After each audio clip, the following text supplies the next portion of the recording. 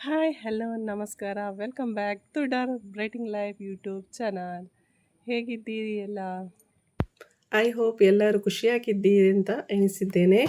ಇಂದಿನ ವಿಡಿಯೋದಲ್ಲಿ ಮಳೆಗಾಲದಲ್ಲಿ ಯಾವ ರೀತಿ ನಾವು ಮಲ್ಲಿಗೆ ಗಿಡವನ್ನು ಆರೈಕೆ ಮಾಡಬೇಕು, ಅದರ ಲಾಲನೆ ಪೋಷಣೆಯನ್ನು ಯಾವ ರೀತಿ ಮಾಡಬೇಕು ಎಂಬುದರ ಬಗ್ಗೆ, ಮತ್ತು ನೀವು ಕೇಳಿದಂತಹ ಕಮೆಂಟ್ಸಲ್ಲಿ ಕೇಳಿದಂತಹ ಹಲವಾರು ಕ್ವೆಶನ್ಗೆ ಉತ್ತರವನ್ನು ಈ ಮೂಲಕ ಕೊಡ್ತೇನೆ. ಇದರೊಂದಿಗೆ ನನ್ನ ಲಾಸ್ಟ್ ವಿಡಿಯೋದಲ್ಲಿ ನಾನು ಹೇಳಿದ್ದೆ ನನ್ನ ತೋಟವ ಫುಲ್ ವಿಡಿಯೋ ನಿಮಗೆ ತೋರಿಸ್ತೇನೆ ಅಂತ. ಅಂದರೆ ನನ್ನಲ್ಲಿ 190 ಹತ್ತಿರ 200 ಗಿಡಗಳ ಇವೆ. ಅದರ ಒಟ್ಟಾಗಿ ನಾನು ಯಾವಾಗಲೂ ಒಟ್ಟಾಗಿ ನಾನು ವಿಡಿಯೋ ಮಾಡಿಲ್ಲ ಇದರ ತನಕ. ಇದರಲ್ಲಿ ನಾನು ನನ್ನ ಈ ವಿಡಿಯೋದಲ್ಲಿ ಫುಲ್ ಗಿಡವನ್ನು ತೋರಿಸ್ತೇನೆ. ಇದು ನನ್ನ ಇಂದಿನ ಮಲ್ಲಿಗೆಯಾಗಿದೆ. ಇಂದು ನನಗೆ ಸಿಕ್ಕಿದಂತಹ ಮಲ್ಲಿಗೆಯಾಗಿದೆ. ಇವತ್ತು ನನಗೆ ಒಟ್ಟು 8 ಚೆಂಡು ಮಲ್ಲಿಗೆ ಸಿಕ್ಕಿದೆ. ಇದು ನಾನು ಯಾವ ರೀತಿಯಾಗಿ ಕಟ್ಟಿದ್ದೇನೆ ಎಂಬುದನ್ನು ನಿಮಗೆ ತೋರಿಸಿದ್ದೇನೆ ಅಷ್ಟೇ. ಮಲ್ಲಿಗೆ ಗಿಡವನ್ನು ಅಂದರೆ ಸ್ಪೆಷಲಾಗಿ ನಾವು ಮಳೆಗಾಲದಲ್ಲಿ ತುಂಬ ಜಾಗ್ರತೆಯಿಂದ ನಾವು ಮಲ್ಲಿಗೆ ಗಿಡವನ್ನು ನೋಡಿಕೊಳ್ಬೇಕಾಗ್ತದೆ. ಯಾಕೆಂದರೆ ಹೆಚ್ಚಾಗಿ ನಮ್ಮ ಮಲ್ಲಿಗೆ ಗಿಡ ಹಾಳಾಗುವುದು ಮಳೆಗಾಲದಲ್ಲಿ, ಅಂದರೆ ಹೆಚ್ಚು ನೀರು ಬಿದ್ದಾಗ. ಮಳೆಗಾಲದಲ್ಲಿ ಆಲ್ಮೋಸ್ಟ್ ಆಗಿ ಎಲ್ಲರ ತೋಟದಲ್ಲಿಯೂ ಹೂ ಕಡಿಮೆ ಆಗುವುದು ಸಹಜ. ಅದರೊಂದಿಗೆ ಗಿಡಗಳು ಕೂಡ ಹಾಳಾಗೋದು ಜಾಸ್ತಿ. ಆದಷ್ಟು ನಾವು ಗಿಡ ಹಾಳಾಗದಾಗೆ ಹೇಗೆ ನೋಡ್ಕೊಳ್ಬೋದು ಎಂಬುದನ್ನು ನಾನು ಇದರಲ್ಲಿ ನಿಮಗೆ ತಿಳಿಸಿಕೊಡ್ತೇನೆ. ಇದು ನೋಡಿ ನನ್ನ ಟೆರೆಸ್ ಮೇಲೆ ಇರುವಂತಹ ಗಿಡಗಳು. ಇದು ಆಲ್ಮೋಸ್ಟ್ ನನ್ನ ವಿಡಿಯೋ ನೋಡ್ತಾ ಇರುವವರೆಗೆ ಗೊತ್ತಿರ್ಬೋದು. ಟೆರೆಸಲ್ಲಿ ನನ್ನ ಗಿಡವನ್ನು ತೋರಿಸ್ತಾ ಇರ್ತೇನೆ ನಾನು. ಇದು ಟೆರೆಸಲ್ಲಿ ಇರುವಂತಹ ಗಿಡ, ಮೊದಲನೇದಾಗಿ ನಾನು ತೋರಿಸ್ತಾ ಇದ್ದೇನೆ ನಾನು ನಿಮಗೆ. ಇದರಲ್ಲಿ ಹೆಚ್ಚಾಗಿ ಇರುವಂತಹ ಗಿಡಗಳು 2-3 ವರ್ಷ ತುಂಬಿದಂತಹ ಗಿಡಗಳೇ ಜಾಸ್ತಿ ಇರೋದು. ಆದರೆ ನೀವು ಎಣಿಸ್ಬೋದು ಗಿಡ ಸಣ್ಣದಾಗಿ ಕಾಣ್ತಾ ಇದೆ ಅಂತ. ಹೌದು, ನಾನು ಯಾವಾಗಲೂ ಗಿಡವನ್ನು ಜಾಸ್ತಿಯಾಗಿ ಬೆಳೆಯಲು ಬಿಡುವುದಿಲ್ಲ. ಇದು ಅಂದರೆ ನಮಗೆ ನಾವು ಕಮರ್ಷಿಯಲ್ ಆಗಿ ಗಿಡವನ್ನು ಬೆಳೆಸುವ ಕಾರಣ ಈಗ ಆ ಗಿಡವನ್ನು ಆಲ್ಮೋಸ್ಟ್ ಆಗಿ ಅಂದರೆ ಅದರೊಟ್ಟಿಗೆ ಪಾಟಲ್ಲಿ ಬೆಳೆಸುವ, ಸ್ಪೆಷಲಾಗಿ ಪಾಟಲ್ಲಿ ಬೆಳೆಸುವ ಕಾರಣ ನಾವು ಗಿಡವನ್ನು ಆಗಾಗ ಟ್ರಿಮ್ ಮಾಡ್ತಾ ಇರಬೇಕಾಗ್ತದೆ. ನಾನು ಕಂಪ್ಲೀಟ್ ಟ್ರಿಮ್ ಮಾಡ್ತೇನೆ ವರ್ಷಕ್ಕೆ 1 ಸಲ. ಹಾಗಾದರೆ ನಿಮ್ಮ ಗಿಡ ಹೇಗೆ ಸೈಜಲ್ಲಿ ತುಂಬ ಸಣ್ಣದು ಕಾಣ್ತಾ ಇದೆ ಅಂದರೆ, ನಾನು ಮೊಗ್ಗು ತೆಗೆದ ನಂತರ, ಅಂದರೆ ಪುಷ್ಪಪತ್ರ ಇರ್ತದಲ್ಲ, ಖಾಲಿ ಪುಷ್ಪಪತ್ರೆಯನ್ನು ಕಟ್ ಮಾಡಿ ತೆಗಿಯಲ್ಲ. ಅದರೊಟ್ಟಿಗೆ 2 ಎಲೆ ಅಥವಾ 4 ಎಲೆ, ಅಂದರೆ ಗಿಡದ ಬೆಳವಣಿಗೆಯನ್ನು ನೋಡಿ ಅದನ್ನು ನಾನು ಕೈಯಲ್ಲಿ ಚೂಟಿ ತೆಗಿತೇನೆ. ಆದ ಕಾರಣ ನನ್ನ ಗಿಡ ತುಂಬ ದೊಡ್ಡದಾಗಿ ಆಗುವುದಿಲ್ಲ. ಕೆಲವೊಮ್ಮೆ ಆ ಗಿಡದ ಬೆಳವಣಿಗೆಯನ್ನು ಕೂಡ ನಾವು ಗಮನಿಸಬೇಕಾಗ್ತದೆ. ಅದರೊಟ್ಟಿಗೆ ಹೆಚ್ಚಾಗಿ ಹೂ ಕೊಡ್ತಾ ಇದೆ ಎಂಬ ಸಂದರ್ಭದಲ್ಲಿ ನಾವು ಗಿಡವನ್ನು ಹೆಚ್ಚಾಗಿ ಟ್ರಿಮ್ ಮಾಡಲೇ ಹೋಗಬಾರ್ದು. ಯಾಕೆಂದರೆ ಹೂ ಜಾಸ್ತಿ ಸಿಗ್ತದೆ ಅಂತಹ ಸಂದರ್ಭದಲ್ಲಿ. ಹೂವು ಮುಗಿದ ನಂತರ, ಅಂದರೆ ಒಮ್ಮೆ ನಾವು ಕೊಯ್ದಾದ ನಂತರ ಮತ್ತೆ ಬೇಕಾದರೆ ಗಿಡವನ್ನು ಟ್ರಿಮ್ ಮಾಡ್ಬೋದು. ನನ್ನ ಅನಿಸಿಕೆ ಪ್ರಕಾರ ಮಳೆಗಾಲದಲ್ಲಿ ಟ್ರಿಮ್ ಮಾಡಲಿಕ್ಕೆ ಹೋಗಬಾರ್ದು. ನೋಡಿ, ಇದು ನನ್ನ ಮಲ್ಲಿಗೆ ಗಿಡದ ಒಟ್ಟಿಗೆ ಅಂದರೆ ಒಂದು ಸೈಡಲ್ಲಿ ನಾನು ಸ್ವಲ್ಪ ಡ್ರ್ಯಾಗನ್ ಫ್ರೂಟ್ ಇದ್ದು ಗಿಡವನ್ನು ಹಾಕಿದ್ದೇನೆ. ನೋಡಿ, ಅದರಲ್ಲಿ ಡ್ರ್ಯಾಗನ್ ಫ್ರೂಟ್ ಕಾಣ್ತಾ ಇದೆಯಾ ಗೊತ್ತಿಲ್ಲ ನನಗೆ. ಡ್ರ್ಯಾಗನ್ ಫ್ರೂಟ್ ಆಗಿದೆ ಅದರಲ್ಲಿ ತುಂಬಾ ಡ್ರ್ಯಾಗನ್ ಫ್ರೂಟ್ ಆಗಿದೆ ಈ ಸಲ ಆದದ್ದು. ಅಂದರೆ ನಾವು ಇದನ್ನು ನೆಟ್ಟು 1.5 ವರ್ಷ ಆಯಿತು. ಹೋದ ವರ್ಷದಲ್ಲಿ 1-2 ಆಗಿತ್ತು ಅಷ್ಟೇ. ಈ ವರ್ಷದಲ್ಲಿ ಒಂದು 10-20 ಡ್ರ್ಯಾಗನ್ ಫ್ರೂಟ್ ಅಷ್ಟು ನಮಗೆ ಸಿಕ್ಕಿದೆ. ಮಳೆಗಾಲದಲ್ಲಿ ನಾವು ಬಳಸಬೇಕಾದ ಗೊಬ್ಬರ ಯಾವುದಂದರೆ, ನಾನು ಏನು ಹಾಕ್ತೇನೆ ನೋಡಿ ಗಿಡಗಳಿಗೆ, ಅದನ್ನು ನಿಮ್ಮಲ್ಲಿ ಹಂಚಿಕೊಳ್ತಾ ಇದ್ದೇನೆ. ನಾನು ಹೇಗೆ ಮಾಡ್ತಾ ಇದ್ದೇನೆ ಹಾಗೆ ನೀವು ಮಾಡಬೇಕು ಅಂತ ಇಲ್ಲ. ನಿಮಗೆ ಗೊತ್ತಿದ್ದಲ್ಲಿ ಬೇರೆ ರೀತಿಯಲ್ಲಿ ಕೂಡ ಮಾಡ್ಬೋದು. ಆದರೆ ನಾನು ಇದು ವರ್ಷ ಕೂಡ ಈ ರೀತಿಯಾಗಿ ಮಾಡ್ತಾ ಬರುವ ಕಾರಣ ಇದು ನನಗೆ ಒಳ್ಳೆಯದಾಗಿದೆ. ಮಳೆಗಾಲದಲ್ಲಿಯೂ ಕೂಡ ನನಗೆ ಉತ್ತಮ ರೀತಿಯ ಫಸಲು ಸಿಕ್ಕಿದೆ, ಅಂದರೆ ಒಳ್ಳೆಯ ಮೊಗ್ಗುಗಳು ಬಿಟ್ಟಿದೆ ನನ್ನ ಗಿಡದಲ್ಲಿ. ಆ ಒಂದು ರೀಸನಿಂದ ನಿಮ್ಮ ಹತ್ರ ಹೇಳ್ತಾ ಇದ್ದೇನೆ. ನಿಮಗೂ ಕೂಡ ಒಳ್ಳೆಯ ಹೂವು ಆಗಲಿ ಎಂಬ ಒಂದು ಉದ್ದೇಶದಿಂದ ಅಷ್ಟೇ. ಇದರ ಹಿಂದಿನ ವಿಡಿಯೋದಲ್ಲಿ ಕೂಡ ನಾನು ಹೇಳಿದ್ದೇನೆ, ನಾನು ಈ ಸ್ಪೆಷಲಾಗಿ ಮಳೆಗಾಲದಲ್ಲಿ ಬಳಸುವ ಗೊಬ್ಬರ ಅಂದರೆ ಅನ್ನಪೂರ್ಣ ಮೆನ್ಯೂರ್, ಮತ್ತು ಅದರೊಟ್ಟಿಗೆ ನಾನು ಸುಫಲವನ್ನು ಕೂಡ ಒಟ್ಟಿಗೆ ಹಾಕ್ತೇನೆ. ಇದರೊಂದಿಗೆ ನಾವು ಮಳೆಗಾಲದಲ್ಲಿ ಹೆಚ್ಚಾಗಿ ನಾವು ಗೊಬ್ಬರದ ಬದಲು ದ್ರವ ಗೊಬ್ಬರವನ್ನು ಬಳಸಬೇಕಾಗ್ತದೆ ಗಿಡಗಳಿಗೆ. ಯಾಕೆಂದರೆ ಕಂಟಿನ್ಯೂಸ್ ಆಗಿ ಮಳೆ ಬರ್ತಾ ಇದ್ದರೆ, ಅಂದರೆ ಬಿಸಿಲು ಮಳೆ ಈ ರೀತಿ ಬಂದ ಸಮಯದಲ್ಲಿ ನಾವು ಗೊಬ್ಬರವನ್ನು ಹಾಕ್ಬೋದು. ಈಗ ನಾನು ಏನು ಹೇಳಿದೆ ನೋಡಿ, ಆ ಗೊಬ್ಬರ ಹಾಕ್ಬೋದು. ಆದರೆ ಕಂಟಿನ್ಯೂಸ್ ಆಗಿ ಮಳೆ ಬರ್ತಾ ಇರುವ ಸಂದರ್ಭದಲ್ಲಿ ನಾವು ಗೊಬ್ಬರ ಹಾಕಲಿಕ್ಕೆ ಆಗೋದಿಲ್ಲ ಗಿಡಗಳಿಗೆ. ಆದ ಕಾರಣ ನಾವು ಏನು ಮಾಡ್ಬೋದು ಅಂದರೆ ಸ್ಪ್ರೇಯನ್ನು ಹಾಕಬೇಕು. ಸ್ಪ್ರೇ ಯಾವುದು ಸ್ಪ್ರೇ ಹಾಕೋದು ಅಂತ ನಾನು ಆಲ್ರೆಡಿ ವಿಡಿಯೋ ಮಾಡಿದ್ದೇನೆ. ಇದರ ಹಿಂದಿನ ವಿಡಿಯೋ ಚೆಕ್ ಮಾಡಿದರೆ ನಿಮಗೆ ಗೊತ್ತಾಗ್ಬೋದು. ಇದರಲ್ಲಿ ಯಾವ ಮೆಡಿಸಿನ್ ಸ್ಪ್ರೇಗಳನ್ನು ಬಳಸಿದ್ದೇನೆ ಎಂಬುದನ್ನು ನಾನು ಹಾಕಿದ್ದೇನೆ. ನೆಕ್ಸ್ಟ್ ವಿಡಿಯೋದಲ್ಲಿ ನಾನು ಮಲ್ಲಿಗೆ ಗಿಡದಲ್ಲಿ ಮಲ್ಲಿಗೆ ಜಾಸ್ತಿ ಆಗಬೇಕಾದ್ರೆ, ಮಳೆಗಾಲದಲ್ಲಿಯೂ ಕೂಡ ನಾವು ಉತ್ತಮವಾದ ಮಲ್ಲಿಗೆ ಮೊಗ್ಗನ್ನು ಪಡ್ಕೋಬೇಕಾದ್ರೆ ಯಾವ ಒಂದು ಸ್ಪ್ರೇಯನ್ನು ಬಳಸಬೇಕು ಎಂಬುದನ್ನು ನಾನು ನೆಕ್ಸ್ಟ್ ವಿಡಿಯೋದಲ್ಲಿ ಅಪ್ಲೋಡ್ ಮಾಡ್ತೇನೆ. ಮೊದಲನೇದಾಗಿ ನಿಮಗೆಲ್ಲರಿಗೂ ನಾನು ಧನ್ಯವಾದವನ್ನು ಹೇಳಲಿಕ್ಕೆ ಇಷ್ಟಪಡ್ತೀನಿ. ಯಾಕೆಂದರೆ ತುಂಬ ಜನ ನನ್ನ ವಿಡಿಯೋವನ್ನು ನೋಡುವುದು ಮಾತ್ರ ಅಲ್ಲ, ಸಬ್ಸ್ಕ್ರೈಬ್ ಕೂಡ ಮಾಡಿದ್ದಾರೆ. ಹಾಗೆ ಇನ್ನೂ ಕೂಡ ಸಬ್ಸ್ಕ್ರೈಬ್ ಮಾಡದೆ ನನ್ನ ಚಾನಲನ್ನು ನೋಡ್ತಾ ಇದ್ದರೆ ದಯವಿಟ್ಟು ಸಬ್ಸ್ಕ್ರೈಬ್ ಮಾಡಿಕೊಂಡು ಚಾನಲನ್ನು ನೋಡಿ.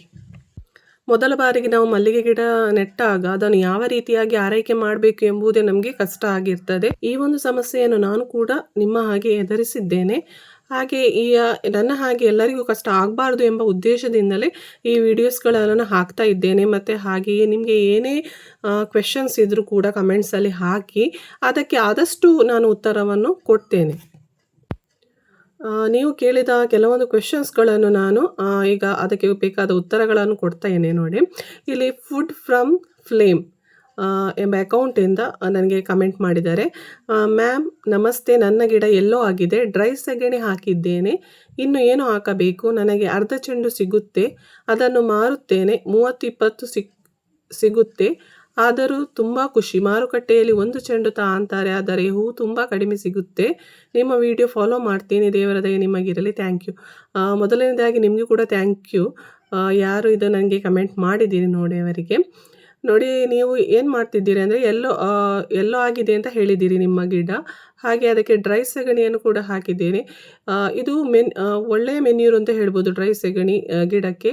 ಆದರೆ ಮಳೆಗಾಲದಲ್ಲಿ ಇದನ್ನು ಯೂಸ್ ಮಾಡಬೇಡಿ. ನನಗೆ ಅರ್ಧ ಚೆಂಡು ಸಿಗುತ್ತೆ, ಅದನ್ನು ಮಾರುತ್ತೇನೆ ಅಂತ ಕೂಡ ಹೇಳಿದ್ದೀರಿ.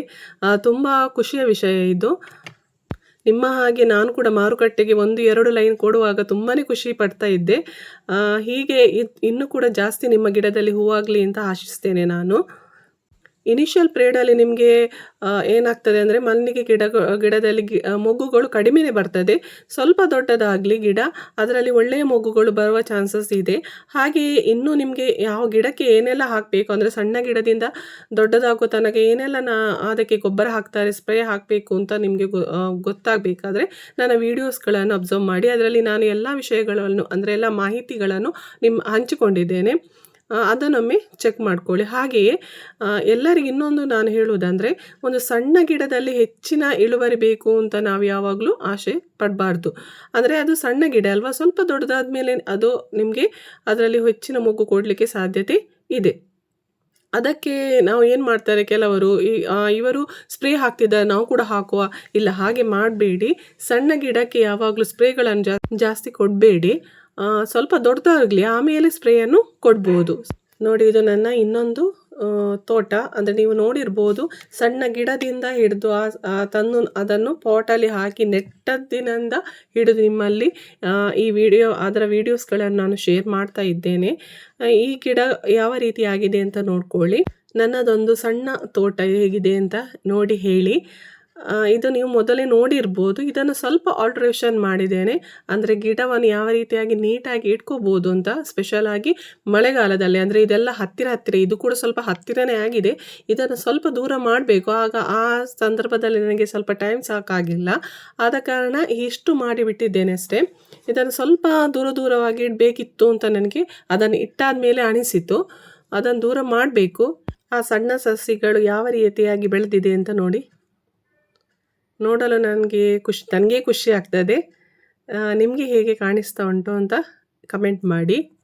ಅಬ್ದುಲ್ ಲತೀಫ್ ಎಂಬ ಒಂದು ಅಕೌಂಟಿಂದ ಕಮೆಂಟ್ ಬಂದಿದೆ. ಮೇಡಮ್, ಮಲ್ಲಿಗೆ ಗಿಡ ಎಲ್ಲೋ ಆಗಿದೆ, ಟೆರೆಸ್ ಮೇಲೆ ನೆಟ್ಟಿದ್ದೇನೆ ಅಂತ ಹೇಳಿದ್ದಾರೆ. ನಾವು ಗಿಡವನ್ನು ಓಪನ್ ಪ್ಲೇಸಲ್ಲಿ ಹಾಗೆ ಟೆರೆಸ್ ಮೇಲೆ ಇಟ್ಟರೆ ಅಲ್ಲಿ ಒಳ್ಳೆಯ ಹೂ ಆಗ್ತದೆ. ನಾನು ಹೇಳ್ತೇನೆ ನಿಮಗೆ, ಅಂದರೆ ನಾನು ಇಷ್ಟು ಗಿಡಗಳನ್ನು ನೆಟ್ಟಿದ್ದೇನೆ, ಈಗ ಮನೆಯ ಅಂಗಳದಲ್ಲಿರುವ ಗಿಡಗಳಿಗಿಂತಲೂ ಜಾಸ್ತಿಯಾಗಿ ನನಗೆ ಟೆರೆಸ್ ಮೇಲೆ ಇರುವಂತಹ ಗಿಡದಿಂದ ಜಾಸ್ತಿ ಹೂ ಸಿಗ್ತಾ ಇದೆ. ಗಿಡ ಎಲ್ಲೋ ಆಗಿದೆ ಅಂತ ಟೆನ್ಷನ್ ಮಾಡಬೇಡಿ. ಮಳೆಗಾಲದಲ್ಲಿ ಅದು ಸಹಜ ಎಲ್ಲೋ ಆಗುವಂಥದ್ದು. ಎಲ್ಲೋ ಆಗ್ತದೆ ಮತ್ತು ಎಲೆ ಉದುರಿ ಕೂಡ ಹೋಗ್ತದೆ. ಹಾಗಂತ ಹೇಳಿ ಗಿಡ ಫುಲ್ ಹಾಳಾಯಿತು ಅಂತ ತೆಗೆದು ಬಿಸಾಡಬೇಡಿ. ಮಳೆ ಮುಗಿದ ತಕ್ಷಣ ಸ್ವಲ್ಪ ಟ್ರಿಮ್ ಮಾಡಿ. ಟ್ರಿಮ್ ಮಾಡಿ ಆಮೇಲೆ ಅದಕ್ಕೆ ಬೇಕಾದ ಸ್ಪ್ರೇಯನ್ನು ಅಥವಾ ಗೊಬ್ಬರವನ್ನು ಕೊಡಿ. ಆಗ ಗಿಡ ಮತ್ತೆ ಚಿಗುರಿ ಒಳ್ಳೆ ರೀತಿಯಾಗಿ ಬರ್ತದೆ.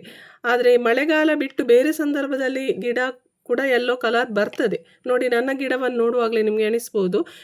ಅದು ನೋಡಲಿಕ್ಕೆ ಹೇಗಿದೆ, ಯೆಲ್ಲೋ ಅಂತ ಥರ ಕಾಣ್ತಾ ಇದೆ, ಯೆಲ್ಲೋ ಮಿಕ್ಸ್ ಆಗಿ ಕಾಣ್ತಾ ಇದೆ.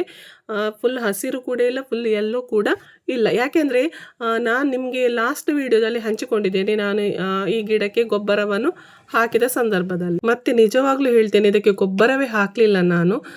ಸ್ಪ್ರೇ ಒಂದು ಕೊಟ್ಟಿದ್ದೇನೆ ಅಷ್ಟೇ, ಮೆಡಿಸಿನ್ ಸ್ಪ್ರೇಯನ್ನು ಕೊಟ್ಟಿದ್ದೇನೆ ಅಷ್ಟೇ. ಮತ್ತು ಏನನ್ನು ಕೂಡ ಇದಕ್ಕೆ ಹಾಕಲಿಲ್ಲ. ಇನ್ನೂ ಸ್ವಲ್ಪ ಗೊಬ್ಬರವನ್ನು ಹಾಕಬೇಕಾಗ್ತದೆ. ಆದರೂ ನನ್ನ ಗಿಡ ಯಾವ ರೀತಿಯಾಗಿದೆ ನೋಡ್ಕೋಬೋದು ನೀವು. ಆಯುಷ್ ಕೋಟ್ಯಾನ್ ಎಂಬುವರು ಕಮೆಂಟ್ ಮಾಡಿದ್ದಾರೆ, ಮಳೆಗಾಲಕ್ಕೆ ಗಿಡದ ಬುಡಕ್ಕೆ ಪ್ಲಾಸ್ಟಿಕ್ ಕವರ್ ಮಾಡುವ ಬಗ್ಗೆ ತಿಳಿಸಿ ಮ್ಯಾಮ್ ಅಂತ ಹೇಳಿದ್ದಾರೆ. ನೋಡಿ, ಗಿಡದ ಬೆಳವಣಿಗೆ ಸರಿಯಾಗಿದೆ, ಗಿಡದಲ್ಲಿ ನೀರು ಉಳಿತಾ ಇಲ್ಲ, ಮಳೆಗಾಲದಲ್ಲಿ ನೀರು ಏನು ಆವಿಯಾಗಿ ಹೋಗ್ತಾ ಇದೆ ಅಂತ ಇದ್ದರೆ ನೀವು ಈ ಪ್ಲಾಸ್ಟಿಕ್ ಕವರ್ ಹಾಕುವ ಅಗತ್ಯ ಇಲ್ಲ. ನಾನು ಕೂಡ ಹಾಕಿದ್ದೇನೆ, ಯಾವಾಗ ಬಿಫೋರ್ ಲಾಸ್ಟ್ ಇಯರಲ್ಲಿ ನಾನು ಪ್ಲಾಸ್ಟಿಕ್ ಕವರನ್ನು ಯೂಸ್ ಮಾಡಿದ್ದೇನೆ. ಆದರೆ ಅದು ಯಾಕಂದರೆ ಗಿಡದಲ್ಲಿ ತುಂಬ ನೀರು ನಿಲ್ತಾ ಇತ್ತು, ಆದ ಕಾರಣ ಅದನ್ನು ಪ್ಲಾಸ್ಟಿಕ್ ಕವರನ್ನು ಹಾಕಿದ್ದೇನೆ. ಮತ್ತು ಗಿಡದಲ್ಲಿ ನೀರು ನಿಲ್ತಾ ಇಲ್ಲ ಅಂತ ಹೇಳಿದರೆ ಗಿಡಕ್ಕೆ ನೀವು ಪ್ಲಾಸ್ಟಿಕ್ ಕವರನ್ನು ಹಾಕುವ ಅವಶ್ಯಕತೆ ಇರುವುದಿಲ್ಲ. ಯಾಕೆಂದರೆ ನಮಗೆ ರೆಗ್ಯುಲರ್ ಆಗಿ ಮಳೆ ಬರ್ತಾ ಇರಲ್ಲ, ನಡುವೆ ಏನಾಗ್ತದೆ, ಬಿಸಿಲು ಬರ್ತಾ ಇರ್ತದೆ. ಆದ ಕಾರಣ ಏನು ಮಾಡಬೇಕಾಗ್ತದೆ, ನಾವು ಕೆಲವೊಮ್ಮೆ ಏನು ಮಾಡ್ತೇವೆ ಅಂದರೆ ಆ ಪ್ಲಾಸ್ಟಿಕ್ ಹಾಕಿದರೆ ಅದು ಅಲ್ಲೇ ಇರ್ತದೆ. ಒಂದು ಮಳೆ ಬರ್ತಾ ಉಂಟು ಅಂತ ನಾವು ಕೂಡ ಅದನ್ನು ಕೇರ್ ಮಾಡಲ್ಲ. ಹಾಗೆ ಏನಾಗ್ತದೆ ಅಂದರೆ ಅಲ್ಲಿ ಪ್ಲಾಸ್ಟಿಕಲ್ಲಿ ನೀರು ಉಳಿದು ಅದರಲ್ಲಿ ಕ್ರಿಮಿಕೀಟಗಳು ಹುಟ್ಟಿಕೊಳ್ತದೆ ಮತ್ತು ಗಿಡದ ಒಳಗೆ ಫಂಗಸ್ ಬರುವಾಗೆ ಆಗ್ತದೆ. ನೀವು ಪ್ಲಾಸ್ಟಿಕ್ ಕವರ್ ಹಾಕುವುದೇ ಆದರೆ ಅದನ್ನು ಒಂದು ದಿವಸಕ್ಕೆ ಅಥವಾ 2 ದಿವಸಕ್ಕೊಮ್ಮೆ ಅದನ್ನು ನೀವು ಕ್ಲೀನ್ ಮಾಡ್ತಾ ಇರಬೇಕಾಗ್ತದೆ. ಇದೇ ಒಂದು ನಮಗೆ ದೊಡ್ಡ ಕೆಲಸ ಇರ್ತದೆ. ಅದೇ ಸ್ವಲ್ಪ ಗಿಡ ಇರುವವರಿಗೆ ಇದು ಮಾಡ್ಬೋದು, ಆದರೆ ನನಗೆ ಇದು ಸಾಧ್ಯ ಇಲ್ಲ. ಯಾಕೆಂದರೆ ನನ್ನಲ್ಲಿ ತುಂಬ ಗಿಡ ಇರುವ ಕಾರಣ ನಾನು ಇದನ್ನು ಮಾಡುವುದಿಲ್ಲ. 1 ವರ್ಷದಲ್ಲಿ ನಾನು ಹೇಳಿದ ಹಾಗೆ ನಾನು ಮಾಡಿದ್ದೇನೆ, ಆದರೆ ನನಗೆ ಅಷ್ಟೇನು ಅದರಿಂದ ಸ್ಯಾಟಿಸ್ಫ್ಯಾಕ್ಷನ್ ಅಂತ ಸಿಕ್ಕಿಲ್ಲ. ಆದ ಕಾರಣ ನಾನು ಮಲ್ಲಿಗೆ ಗಿಡಕ್ಕೆ ಕವರನ್ನು ಹಾಕುವುದಿಲ್ಲ, ಹೇಗಿದ್ದರೂ ಹಾಗೆ ಬಿಡ್ತೇನೆ ನಾನು. ಮತ್ತು ಅದರ ಆರೈಕೆಯಲ್ಲಿ ನಾವು ಸ್ವಲ್ಪ ಚೇಂಜಸ್, ಅಂದರೆ ಮಳೆಗಾಲದಲ್ಲಿ ಆರೈಕೆ ಯಾವ ರೀತಿ ಮಾಡಬೇಕು ಅಂತ ಆಗಲೇ ಹೇಳಿದ್ದೇನೆ ನಾನು, ಅದನ್ನು ಸ್ವಲ್ಪ ಫಾಲೋ ಮಾಡಿ ನಿಮ್ಮ ಗಿಡಕ್ಕೆ ಏನು ಕೂಡ ಆಗೋದಿಲ್ಲ. ಮತ್ತು ಅಂದರೆ ನಿಮ್ಮ ಪಾಟಲ್ಲಿ ಅಥವಾ ಗ್ರೋ ಬ್ಯಾಗಲ್ಲಿ ನೀರು ನಿಲ್ಲದ ಹಾಗೆ ಒಮ್ಮೆ ನೋಡ್ಕೊಳ್ಳಿ. ಸಪೋಸ್ ನೀರು ನಿಂತರೂ ಕೂಡ ಅದು ನೀವು ಕೋಲಲ್ಲಿ ಸ್ವಲ್ಪ ಮಿಡ್ಲಲ್ಲಿ ಸ್ವಲ್ಪ ಸೈಡಲ್ಲಿ ಹೋಗಿ ಆ ಕೋಲಲ್ಲಿ ಕುಟ್ಟಿ ಆ ನೀರು ಇಳಿದು ಹೋಗ್ತದೆ. ಮತ್ತು ಎಲ್ಲಿ ಹೋಲಿದೆ ನೋಡಿ ಅದನ್ನು ಸ್ವಲ್ಪ ಕುಟ್ಟಿ, ಆಗ ನೀರು ಬಸಿದು ಹೋಗ್ತದೆ. ಈ ರೀತಿ ಮಾಡಿದರೆ ನಿಮ್ಮ ಗಿಡ ಏನೂ ಕೂಡ ಆಗೋದಿಲ್ಲ. ಹಾಗೂ ನಿಮಗೆ ಪ್ಲಾಸ್ಟಿಕ್ ಕವರ್ ಹಾಕಲೇಬೇಕು ಅಂತ ಇದ್ದರೆ ಶಾಪ್ಗಳಲ್ಲಿ ದೊಡ್ಡ ಗಾರ್ಬೇಜ್ ಬ್ಯಾಗ್ಸ್ಗಳು ಸಿಗ್ತದೆ, ಬ್ಲ್ಯಾಕ್ ಕಲರಲ್ಲಿ ಸಿಗ್ತದೆ ನೋಡಿ, ಅದು ಸ್ವಲ್ಪ ಚೀಪಲ್ಲಿ ಸಿಗ್ತದೆ ನಿಮಗೆ. ಅದನ್ನು ನೀವು ಒಂದು ಸೈಡಲ್ಲಿ ಕಟ್ ಮಾಡಿ ನಿಮ್ಮ ಪಾಟ್ ಸೈಜ್ ನೋಡ್ಕೊಳ್ಳಿ. ಆ ಪಾಟ್ಗೆ ಅನುಗುಣವಾಗಿ ನೀವು ಆ ಗಾರ್ಬೇಜ್ ಕವರನ್ನು ಕಟ್ ಮಾಡಿ ಸುತ್ತಲೂ ಕೂಡ ಹಾಕಬೇಕು. ಗಿಡ ಮಾತ್ರ ಇಡಬೇಕು, ಅಂದರೆ ಅದರ ಸುತ್ತ ಹಾಕಬೇಕು, ಎಲ್ಲಿಯೂ ಕೂಡ ನೀರು ಒಳಗೆ ಹೋಗದ ಹಾಗೆ. ಆದರೆ ಹಾಕಿದರೂ ಕೂಡ ಅದರ ಮೇಂಟೆನೆನ್ಸ್ ಸ್ವಲ್ಪ ಮಾಡಿಕೊಳ್ಳಿ, ಇಲ್ಲಾಂದರೆ ಗಿಡ ಹಾಳಾಗುವ ಚಾನ್ಸಸ್ ತುಂಬಾ ಇರುತ್ತೆ. ಹೇಮ ಎಂಬುವರು ಕಮೆಂಟ್ ಮಾಡಿದ್ದಾರೆ, ಮೇಡಮ್ ನನ್ನ ಗಿಡದಲ್ಲಿ ಒಮ್ಮೆಲೆ ಹೂ ಬಿಡುವುದು ನಿಂತು ಹೋಗಿದೆ, ಹೊಸ ಚಿಗುರು ಇಲ್ಲ, ಏನು ಮಾಡಲಿ? ಇಂತಹ ಸಂದರ್ಭದಲ್ಲಿ ಗಿಡವನ್ನು ಸರಿಯಾಗಿ ಗಮನಿಸಿ ನೋಡಿ. ಗಿಡದಲ್ಲಿ ಬೆಳವಣಿಗೆ ಅಂದರೆ ಚಿಗುರು ಬರ್ತಾ ಇಲ್ಲ ಅಂತ ಹೇಳಿದರೆ ಅದಕ್ಕೆ ಏನಾದರೂ ಒಂದು ಸಮಸ್ಯೆ ಇದ್ದೇ ಇರ್ತದೆ. ಈ ರೀತಿ ಆದಾಗ ಗಿಡದಲ್ಲಿ ಅಂದರೆ ಎಲ್ಲ ಸಂದರ್ಭದಲ್ಲೂ ಇದು ಹೇಳ್ತಾ ಇಲ್ಲ ನಾನು, ಗಿಡದ ಬೆಳವಣಿಗೆ ಆಗ್ತಾ ಇಲ್ಲ, ಏನೋ ಚಿಗುರೇ ಇಲ್ಲ ಅಂತ ಇದ್ದಾಗ ನೀವು ಇದನ್ನು ಏನು ಮಾಡ್ಬೋದು ಅಂದರೆ ರೀಪಾಟಿಂಗ್ ಮಾಡಿ, ಇದು ಬೆಸ್ಟ್ ಅಂತ ಹೇಳ್ಬೋದು. ಯಾಕೆಂದರೆ ಕೆಳಗೆ ನೀರು ನಿಂತಿರ್ಬೋದು, ಇದರಿಂದ ಬೇರುಗಳು ಹಾಳಾಗ್ತಾ ಇರ್ಬೋದು, ಇದು ಒಂದು ಕಾರಣ ಆಗಿರ್ಬೋದು. ಅಥವಾ ಗಿಡಕ್ಕೆ ಯಾವುದಾದ್ರೂ ರೋಗ ಬಂದಿರ್ಬೋದು, ಆದ ಕಾರಣ ಅದರಲ್ಲಿ ಚಿಗುರು ಬರದೇ ಇರ್ಬೋದು. ನಾನು ಆ ಗಿಡವನ್ನು ನೋಡಲಿಲ್ಲ, ನಿಮಗೆ ಅದನ್ನು ನೋಡಿ ಅದರ ಬೆಳವಣಿಗೆ ನೋಡಿ ಆಗ ನಿಮಗೆ ಗೊತ್ತಾಗ್ಬೋದು. ನೋಡಿ, ಇದು ನನ್ನ ಅಂಗಳದಲ್ಲಿರುವಂತಹ ಗಿಡ, ಇದು ಆಲ್ಮೋಸ್ಟ್ ಆಗಿ ನೀವು ನೋಡಿರ್ಬೋದು. ಇದು ಸ್ವಲ್ಪ ದೊಡ್ಡ ಗಿಡ ಅಂತ ಹೇಳ್ಬೋದು. ಇದು 3 ವರ್ಷದ ಗಿಡ ನನ್ನದು. ನೋಡಿ, ಈ ಸಲ ಒಟ್ಟಾರೆಯಾಗಿ ಅದು ಬುಷ್ ಆಗಿ ಬಂದಿದೆ. ನಾನು ಇದನ್ನು ಟ್ರಿಮ್ ಮಾಡಲಿಕ್ಕೆ ಹೋಗಲಿಲ್ಲ. ನನ್ನ ಟೆರೆಸ್ ಮೇಲೆ ಇರುವಂತಹ ಗಿಡ ಮತ್ತು ಇದನ್ನು ನೋಡುವಾಗ ಎಣಿಸ್ಬೋದು, ಮೇಡಮ್ ಹೇಳಿದರು ಟ್ರಿಮ್ ಮಾಡ್ತೇನೆ ಅಂತ, ಇದನ್ನು ಯಾಕೆ ಟ್ರಿಮ್ ಮಾಡಲಿಲ್ಲ?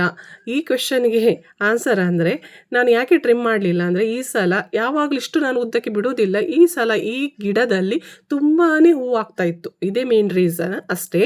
ತುಂಬಾ ಹೂವು ಆಗ್ತಿತ್ತು. ಈ ಗಿಡಗಳಲ್ಲಿ.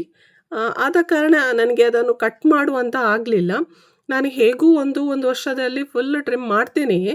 ಈಗ ಎಷ್ಟು ದೊಡ್ಡ ಗಿಡ ಆಗಿದೆ, ಇದನ್ನು ಹೀಗೆ ಬಿಡ್ತೇನೆ ಅಂತ ಏನಿಲ್ಲ. ನಾನು ಈ ಮಳೆಗಾಲ ಮುಗಿದ ನಂತರ ಫುಲ್ ಟ್ರಿಮ್ಮನ್ನು ಮಾಡ್ತೇನೆ. ಇದರ ತನಕ ಏನಾಗ್ತಿತ್ತು ಅಂದರೆ, ಇದರಲ್ಲಿ ಈ ಗಿಡಗಳಲ್ಲಿ ತುಂಬ ಹೂ ಆಗ್ತಿತ್ತು ನನಗೆ. ಅಂದರೆ ಎಷ್ಟು ಗೆಲ್ಲು ಹೋಗಿದೆ ನೋಡಿ, ಅಷ್ಟು ಗೆಲ್ಲಿನಲ್ಲಿ ಹೂ ಆಗ್ತಾ ಇದೆ. ಆದ ಕಾರಣ ಇದನ್ನು ಕಟ್ ಮಾಡಲಿಲ್ಲ.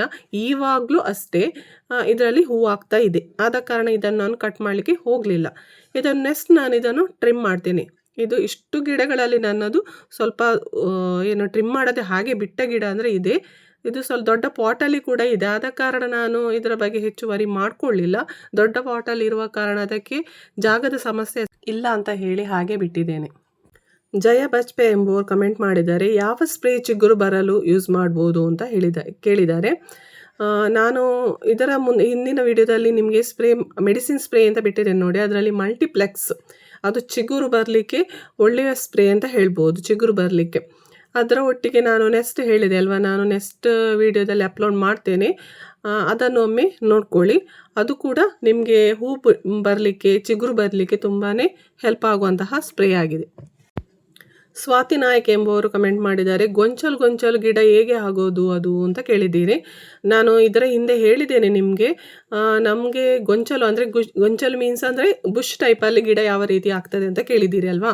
ಈ ಬುಷ್ ಟೈಪಲ್ಲಿ ಆಗಬೇಕಂದ್ರೆ ನಾವು ಅದನ್ನು ಮೇಂಟೈನ್ ಮಾಡುವ ರೀತಿಯಲ್ಲಿ ಇರ್ತದೆ. ನಾನು ಯಾವಾಗಲೂ ಹೇಳ್ತೇನೆ, ಗಿಡದಲ್ಲಿ ಹೂವಾದ ನಂತರ ಆ ಪುಷ್ಪಪತ್ರೆಯನ್ನು ಕಟ್ ಮಾಡಿ ತೆಗೀರಿ, ಅಥವಾ ಅದರ ಕೆಳಗೆ 2 ಎಲೆ ಅಥವಾ 4 ಎಲೆ ಬಿಟ್ಟು ಕಟ್ ಮಾಡಿ. ಆಗ ಗಿಡ ಟ್ರಿಮ್ ಆದಾಗೂ ಆಗ್ತದೆ, ನೋಡ್ಲಿಕ್ಕೂ ಚೆಂದ ಇರ್ತದೆ. ಗಿಡ ಬುಷ್ ಆಗಿ ಬರಲಿಕ್ಕೆ ಅಂದರೆ ಗೊಂಚಲು ಬರಲಿಕ್ಕೆ ಇದು ಸಹಾಯ ಆಗ್ತದೆ. ಇನ್ನು ತುಂಬಾ ಕಮೆಂಟ್ಸ್ಗಳು ಬಂದಿವೆ. ಅದಕ್ಕೆ ಉತ್ತರವನ್ನು ನಾನು ನನ್ನ ಮುಂದಿನ ವಿಡಿಯೋದಲ್ಲಿ ತಿಳಿಸಿಕೊಡ್ತೇನೆ. ಹಾಗೆ ಈ ವಿಡಿಯೋ ಇಷ್ಟ ಆದಲ್ಲಿ ಲೈಕ್ ಮಾಡಿ, ಶೇರ್ ಮಾಡಿ, ಹಾಗೆ ಸಬ್ಸ್ಕ್ರೈಬ್ ಮಾಡೋದನ್ನು ಮರಿಬೇಡಿ. Till then take care and bye.